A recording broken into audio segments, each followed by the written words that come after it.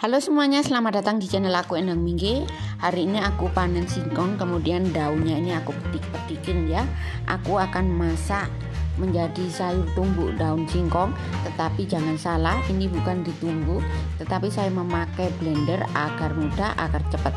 Oke, langsung aja ditonton video aku.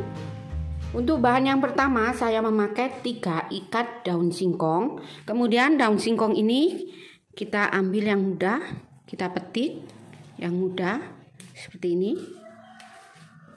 Untuk yang bagian tengah ini meskipun tangkainya ini masih muda, bisa dikonsumsi ya, ini bisa dimakan. Jadi petik aja seperti ini caranya.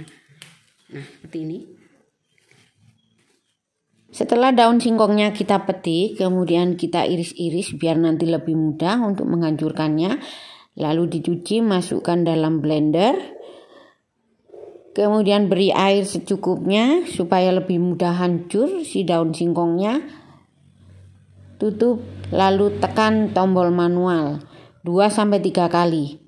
Jadi seperti ini aja. Lalu saring dan hasilnya masih kasar seperti ini. Lalu didihkan air secukupnya saja dengan memakai setengah sendok teh baking soda. Kemudian masukkan daun singkongnya. Memakai baking soda supaya daun singkongnya setelah direbus warnanya masih tetap hijau, tetap cantik. Kemudian direbus dahulu supaya rasa pahit dan getirnya daun singkong ini berkurang atau hilang. Kalau sudah empuk, diangkat lalu ditiriskan. Kemudian di sini kita memerlukan 2 liter santan kekentalan sedang. Bumbu yang dihaluskan yaitu 6 siung bawang merah. Kemudian 4 siung bawang putih, 2 buah cabai merah besar, 1 ruas kencur, 3 buah kemiri, setengah sendok makan ketumbar, setengah sendok teh terasi yang sudah dibakar, 2 ruas kunyit, kemudian haluskan. Dan seperti ini hasilnya. Oleskan 3-4 sendok makan minyak, lalu masukkan bumbunya. Kita akan tumis, lalu masukkan serai, daun jeruk, lengkuas, daun salam, lalu tumis sampai harum.